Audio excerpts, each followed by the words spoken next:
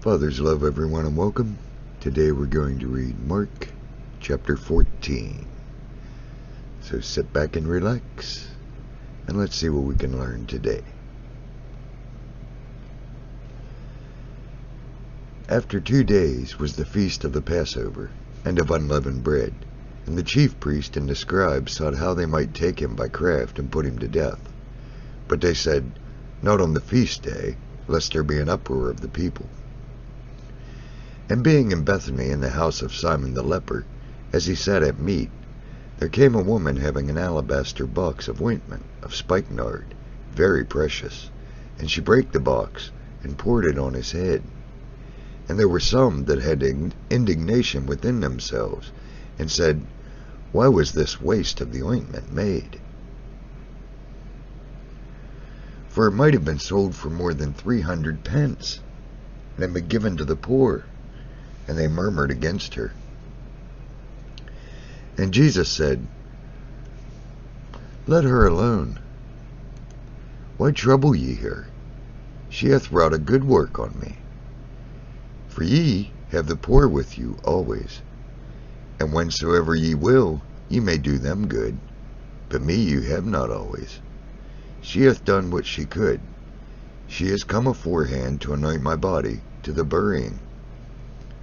Verily I say unto you, wheresoever this gospel shall be preached throughout the whole world, this also that she hath done shall be spoken of for a memorial of her.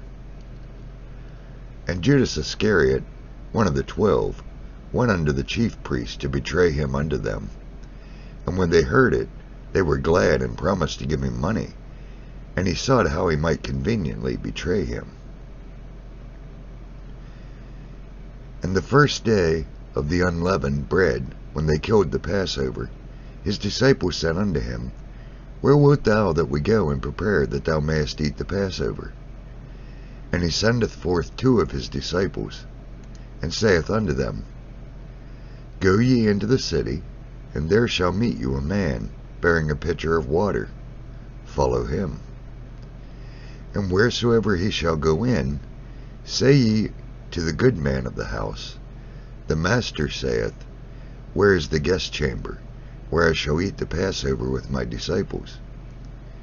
And he will shew you a large upper room, furnished and prepared. There make ready for us.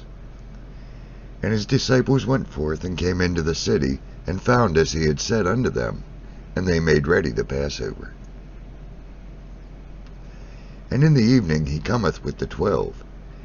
And as they that sat and did eat, Jesus said, Verily I say unto you, one of you which eateth with me shall betray me. And they began to be sorrowful, and to say unto him one by one, Is it I? And another said, Is it I? And he answered and said unto them, It is one of the 12 that dippeth with me in the dish. The Son of Man indeed goeth, as it is written of him. But woe to that man by whom the Son of Man is betrayed. Good were it for that man if he had never been born. And as they did eat, Jesus took bread and blessed and brake it, and gave to them and said, Take, eat, this is my body. And he took the cup, and when he had given thanks, he gave it to them, and they all drank it. And he said unto them, This is my blood of the New Testament, which is shed for many. Verily I say unto you, I will drink no more of the fruit of the vine, until that day that I drink it new in the kingdom of God. And when they had sung a hymn, they went out into the Mount of Olives. And Jesus saith unto them, All ye shall be offended because of me this night, for it is written, I will smite the shepherd, and the sheep shall be scattered. But after that I am risen, I will go before you into Galilee. But Peter said unto him, Although all shall be offended, yet will not I. And Jesus saith unto him, Verily I say unto thee, that this day, even this night, before the cock crow twice, thou shalt deny me thrice. But he spake the more vehemently, If I should die with thee, I will not deny thee in any ways. Likewise also said they all. And they came to a place which was named Gethsemane. And he saith to his disciples, Sit ye here, while I shall pray. And he taketh with him Peter and James and John, and began to be sore amazed, and to be very heavy. And he saith unto them, My soul is exceeding sorrowful unto death. Tarry ye here and watch. And he went forward a little, and fell on the ground, and prayed, that if it were possible, the hour might pass for him. And he said, Abba, Father, all things are possible unto thee. Take away this cup from me. Nevertheless, not what I will, but what thou wilt. And he cometh and findeth them sleeping, and saith unto Peter, Simon, sleepest thou? Couldest thou not watch 1 hour? Watch ye and pray, lest ye enter into temptation. The spirit truly is ready, but the flesh is weak. And again he went away, and prayed, and spake the same words. And when he returned, he found them asleep again, for their eyes were heavy. Neither wist they what to answer him. And he cometh the third time, and saith unto them, Sleep on now, and take your rest. It is enough, the hour is come. Behold, the Son of Man is betrayed into the hands of sinners. Rise up, let us go. Lo, he that betrayeth me is at hand. And immediately, while he yet spake, cometh Judas, one of the 12, and with him a great multitude with swords and staves from the chief priests and the scribes and the elders. And he that betrayed him had given them a token, saying, Whomsoever I shall kiss, that same is he. Take him, and lead him away safely. And as soon as he was come, he goeth straightway to him, and saith, Master, Master, and kissed him. And they laid their hands on him, and took him. And one of them that stood by drew a sword, and smote a servant of the high priest, and cut off his ear. And Jesus answered and said unto them, Are ye not come out, as against a thief, with swords and with staves, to take me? I was daily with you in the temple, teaching, and ye took me not. But the scriptures must be fulfilled. And they all forsook him and fled. And there followed him a certain young man, having a linen cloth cast about his naked body. And the young men laid hold on him, and he left the linen cloth, and fled from them naked. And they led Jesus away to the high priest, and with him were assembled all the chief priests, and the elders, and the scribes. And Peter followed him afar off, even into the palace of the high priest. And he sat with the servants, and warmed himself at the fire. And the chief priest and all the council sought for witness against Jesus, to put him to death, and found none. For many bare false witness against him, but their witness agreed not together. And there arose certain, and bare false witness against him, saying, We heard him say, I will destroy this temple that is made with hands, and within 3 days I will build another made without hands. Neither did their witnesses agree together. And the high priest stood up in the midst, and asked Jesus, saying, Answerest thou nothing? What is it which these witnesses against thee? But he held his peace, and answered nothing. Again the high priest asked him, and said unto him, Art thou the Christ, the Son of the Blessed? And Jesus said, I am. And ye shall see the Son of Man sitting on the right hand of the power, and coming in the clouds of heaven. Then the high priest rent his clothes, and saith, What need we any further witnesses? You heard the blasphemy. What think ye? and they all condemned him to be guilty of death. And some began to spit on him, and to cover his face, and to buffet him, and to say unto him, Prophesy. And the servants did strike him with palms of their hands. And as Peter was beneath in the palace, there cometh one of the maids of the high priest. And when she saw Peter warming himself, she looked upon him and said, And thou wast also with Jesus of Nazareth. But he denied, saying, I know not, neither understand I what thou sayest. And he went out into the porch, and the cock crew. And a maid saw him again, and began to say to them that stood by, This is one of them. And he denied it again. And a little after, they that stood by said again to Peter, Surely thou art one of them, for thou art a Galilean, and thy speech agreeth thereto. But he began to curse and to swear, saying, I know not this man of whom you speak. And the second time the cock crew. And Peter called to mind the word that Jesus said unto him, Before the cock crow twice, thou shalt deny me thrice. And when he thought thereon, he wept. I hope that truly blesses each and every one of you who listened to it. Let's do a little review. Starts out in Mark 14, of course, the chief priest and the scribes, they're trying to figure out how they're going to get a hold of him, put him to death. But the feasts were just about to start, so they said, well, we don't want to do it during the feast days. People might freak out. And while that's all going on, we see Jesus, his followers, they're in Bethany. They're in a house of Simon the leper, eating. And in comes a woman with a box containing an ointment of spikenard, which is very precious, very expensive. And she broke it open and poured it on his head. She was anointing Jesus with this very expensive, very precious oil. And a lot of the people there, including some of the disciples, were getting a little indignant. Said, why is she wasting this very expensive ointment? What's she thinking? It could have been sold for more than 300 pence and given to the poor.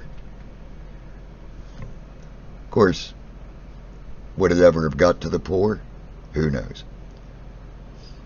So we see him sitting. There's so much to be learned just in this little bit here. I've said before, brothers and sisters, you've got to take this to the Spirit yourself.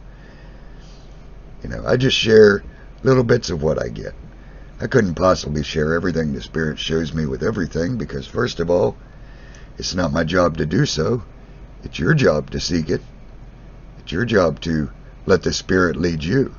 We're all on different levels of the journey. The Spirit knows what you need to get from the Scripture. I don't.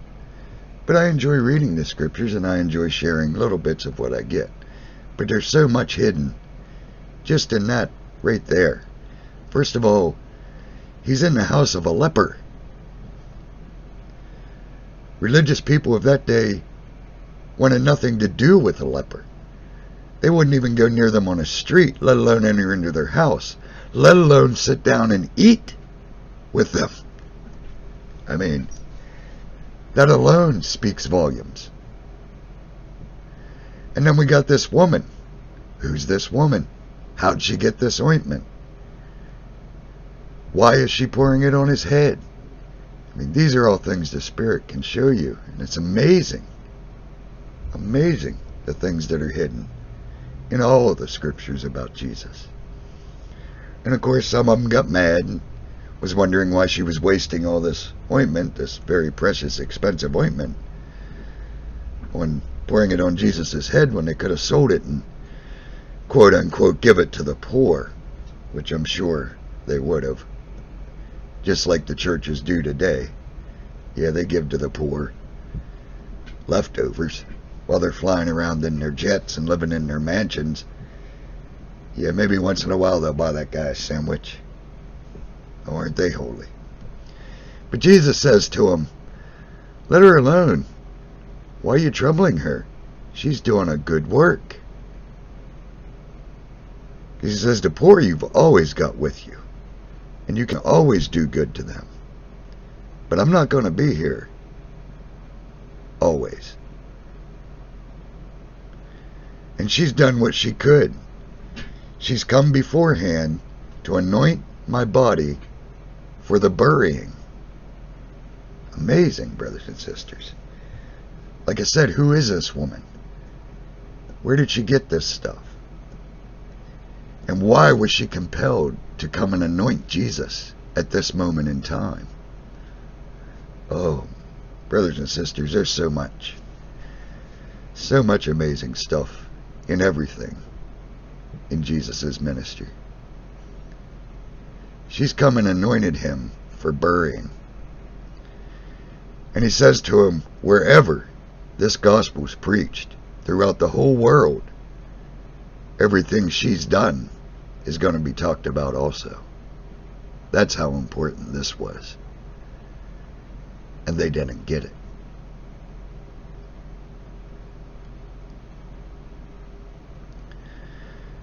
And then Judas, one of the 12, he sneaks off to the chief priest to betray him. Well, of course, when they heard they had finally got someone who was willing to betray him, especially one of the 12, oh, they were so excited. We'll give you money. What do you want? So he was trying to figure out, how can I conveniently betray him? You know, I don't want to get caught. So him and the priest start to devise a plan on how they were going to capture Jesus and haul him off for his death. And then we cut back to Jesus. And it's the first day of unleavened bread, when they kill the Passover lamb. And his disciples said to him, "What should we do? Where should we go so that we can have the Passover?" So Jesus says to him, "Go into the city, and you'll see a man bearing a pitcher of water. You just follow him. And when he goes, wherever he goes into, you go to the head of the house, and you tell him the master says he needs a guest chamber where he can eat his Passover with his disciples. And he'll show you where you need to go, and everything will be ready for us." And of course his disciples went forth, came to the city, and found everything just like he said he would. Just like the donkey, the colt from earlier. I mean, this just shows more of the divine spirit of Jesus. The knowledge he had. You know, he hadn't been to town. He hadn't set this up with this fellow, as far as we know. But he knew if they went to town, they'd see this guy carrying a pitcher of water, and they'd follow him right to the house they needed to be, and they'd tell this head of the house that the master needs a room, and this guy wouldn't even argue. He'd say, "Oh, we got a room already." I mean, amazing, brothers and sisters, just amazing. So in the evening he came with the 12, and they came to the room. And they sat and they ate. And Jesus told him, he said, "You know, verily I say unto you, one of you, which are eating with me right now, in this room right now, one of you is going to betray me." But that was probably a little bit of a shock to Judas, because he was trying to figure out how to do this and not get caught. So it's probably a little bit shocking for him to be sitting there and Jesus to be saying, "I know you're going to betray me. I already know who you are. I already know you're here." You know, no sense trying to hide it. You can't hide anything from the Father and the Son and the Spirit. Are you kidding me? He knows everything. He knows where the coat is that he needs. He knows where the room's going to be that he needs. He knows everything. He controls everything. So, of course, the disciples were starting to get a little sad, and they're like, whoa, one by one, they're like, is it me? Is it me? Is it me?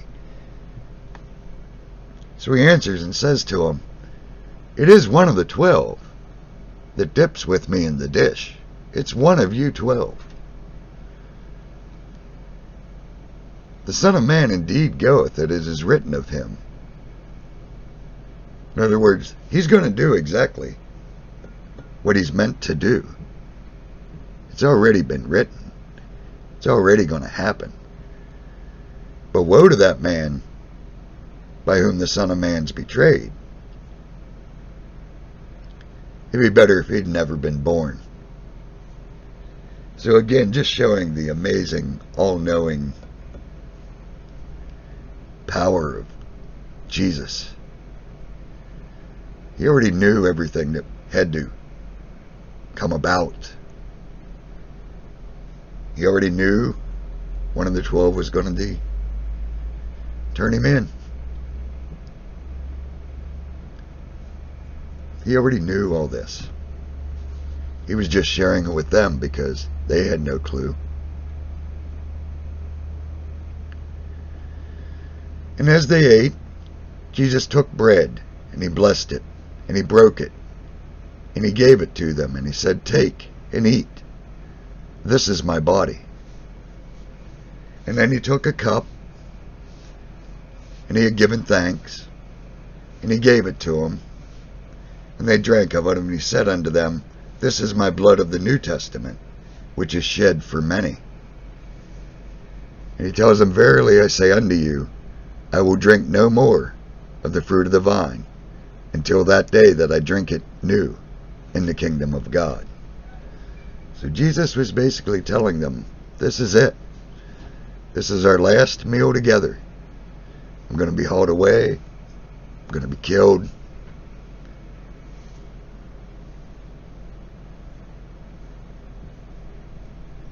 My body's going to be destroyed. My blood's going to be shed. But it's going to be done for many.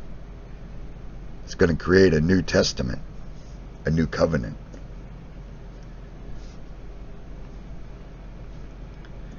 A lot of people like to go eat a cracker and take a sip of juice every once in a while, special days, to fulfill what they consider this communion, I believe they call it. But personally, brothers and sisters, I try to remember every time that I sit down to eat, that I remember to thank him and break whatever bread I may be having unto him, and remember his body that was pummeled on my behalf. And every time I'm at supper and take a drink, I try to remember and remind myself that this is the blood that was shed for me and for all of us. I don't think it's something we should do on special occasions to pump ourselves up, make ourselves better than somebody else because we do this. I think it should be done every time we're blessed with food and a meal. I think we should always take a few seconds and remember what Jesus did for us.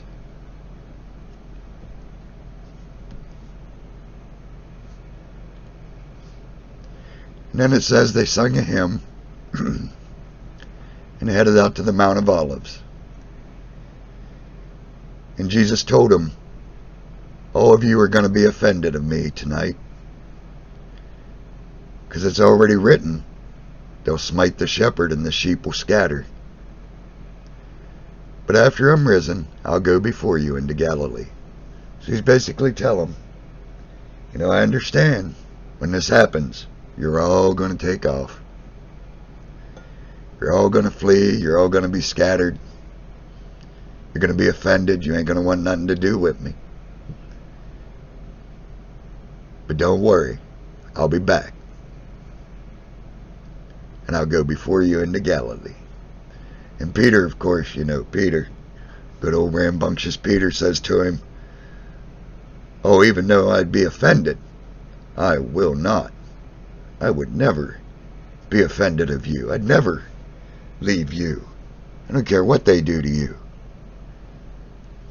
So he told Peter, he said, verily I say unto you, this day, even this night, before the cock crows twice, you're going to deny me 3 times.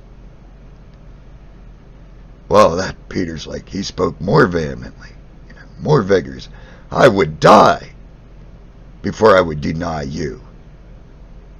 That will never I would die before I would deny you.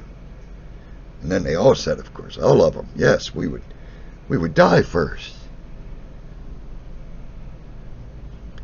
And then they came to a place called Gethsemane. And he said to his disciples, he said, you guys sit here a little while, because I got to go pray. So he took Peter and James and John,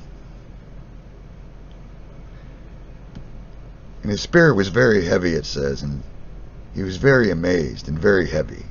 He was feeling the time to come. So he said unto Peter and James and John, he said, my soul is very sorrowful unto death. Wait here and watch. And he went forward a little bit away from them and fell on the ground and prayed that if it were possible, the hour might pass from him. And he said, Abba, Father, all things are possible with you. Take this cup from me. But nevertheless, not what I will, but what you will. Jesus had never been away from the Father. They'd been together before time. They had never been apart. Even when he took the fleshly body, his Father was with him in spirit. They had never been separated. And I think, this is just my thoughts, but I think Jesus was worried because he had never experienced separation from his Father, and he knew he was about to experience separation from everything he ever loved. And I think he was a little worried. The human part of him may have been a little scared. I mean, to have lived in perfect love, connected to perfect love, always with the Father, for eternity, forever and ever to come, to give that up, even just for a while, I don't even think we can wrap our heads around what Jesus did for us in leaving perfect love, separating himself from all he had ever known, to be beaten, spit on, scourged, eventually killed, and to have to be separated from all he had ever known. I don't think we can appreciate what he really did for us.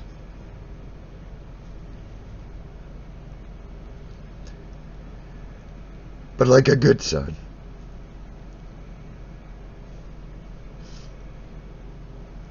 he said, it's all right. It isn't about what I want.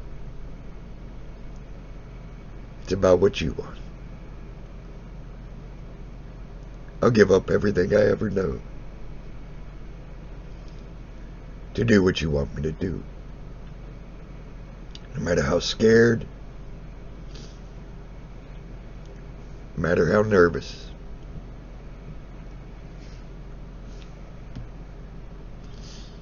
He did it all for the Father and all for us, to bring us back home.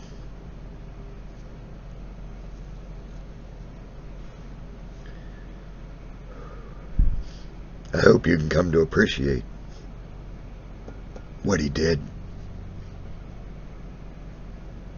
Not in the worldly way that we're taught, to truly come to understand what he did. To be separated from his Father for us. Something that had never happened to him in all eternity. I hope you can get a grasp of the enormity of what Jesus did for us.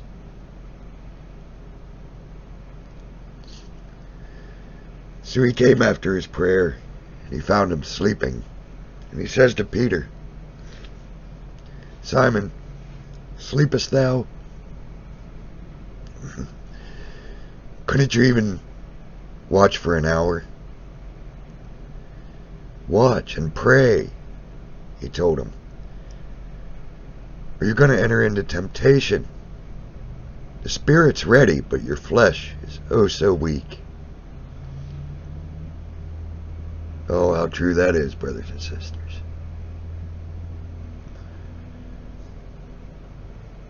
You know, we want everything now. We can't even wait an hour.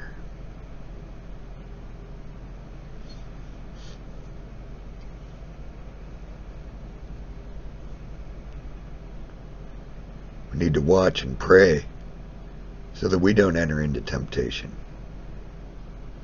Because that spirit in you is ready. Oh, it's all it's ever ready for. But that flesh, that's weak. And that'll keep you weak as long as you're living for it. And again he went away and he prayed, spoke the same words. Again, I think, knowing that he was going to be separated from all he had ever known, separated from true love, separated from joy, separated from things we still as yet can't even comprehend of the goodness of the Father. And he came back and he found him asleep again. And then he went and prayed again, and he came back a third time. Of course, they're still asleep. And he said to him, "Sleep on. Take your rest. It's enough. The hour's come.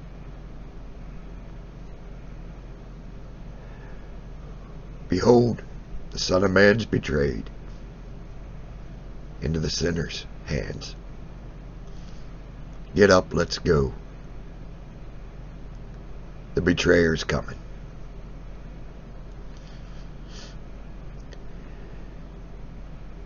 And right after he said that, Judas came up, one of the 12,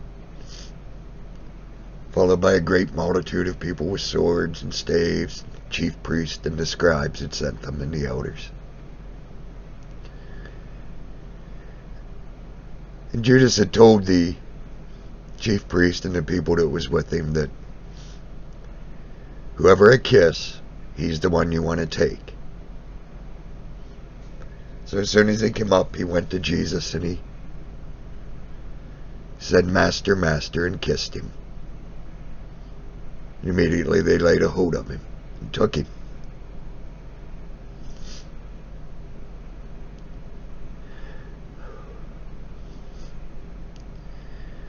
And Jesus said to him,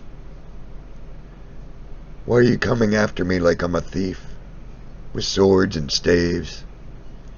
I was with you every day in the temple, and you never took me. But the scriptures had to be fulfilled." And they all forsook him. All these disciples who were just a few hours earlier, ready to die for him, would never forsake him. He'd die first. It says they all forsook him and fled.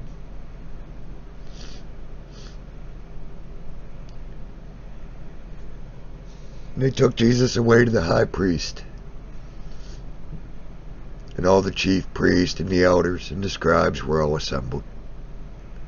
Peter followed them far off. Didn't want to get caught.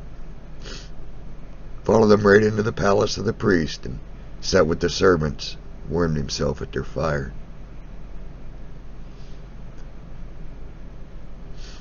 And they brought all these false witnesses against him and trying to get some false testimony so they could find him guilty of something. But all their witnesses couldn't get their stories straight. None of them could agree. So that wasn't going to work. Need the testimony to agree.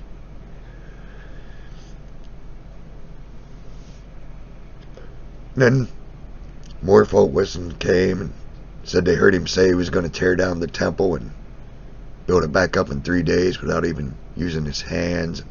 But those witnesses couldn't agree on what they had heard. So that wasn't going to work. So the high priest stood up in the midst and asked Jesus, saying, "Aren't you going to say anything about what these people are saying about you?" But he didn't say anything. So the high priest asked him again, and he said unto him, "Are you Christ, the Son of the Blessed?" And Jesus said, "I am. And you'll see the Son of Man sitting on the right hand of power, coming in the clouds of heaven." That's what they was waiting to hear in front of all these witnesses. So the high priest tore his clothes. Oh, we said, "We don't need any further witnesses.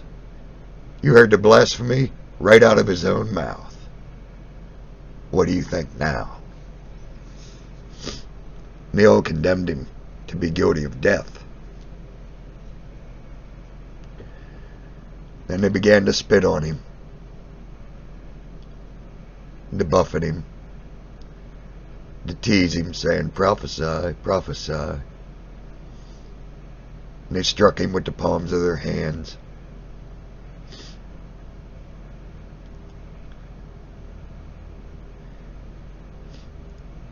And then we see Peter outside by the fire.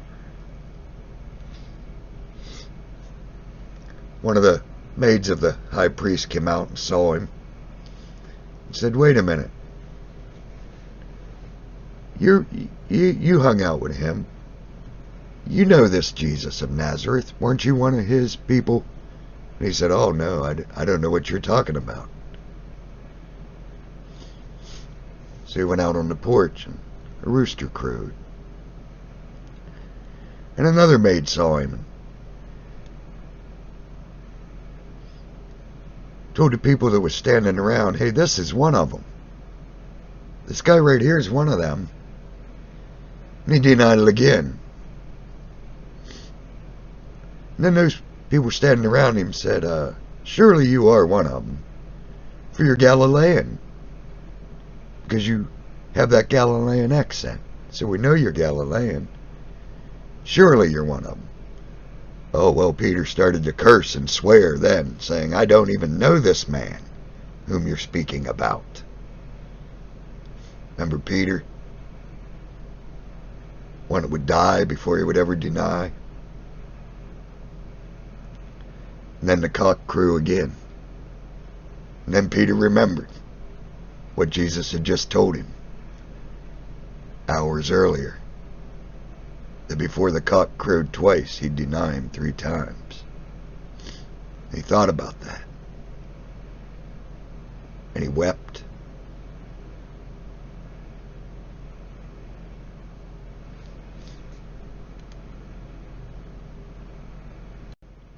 Brothers and sisters, I just pray that you truly come to understand everything Jesus gave up for us.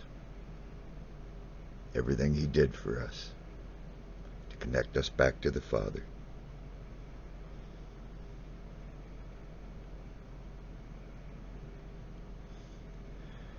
I ask for your prayers for the children. They need our help. Prayers for our brothers and sisters all around the world. Prayers also for those who are still lost in the darkness, that they too can come to understand everything Jesus gave up for them and come to know the Father as we know Him. I'll see you next time.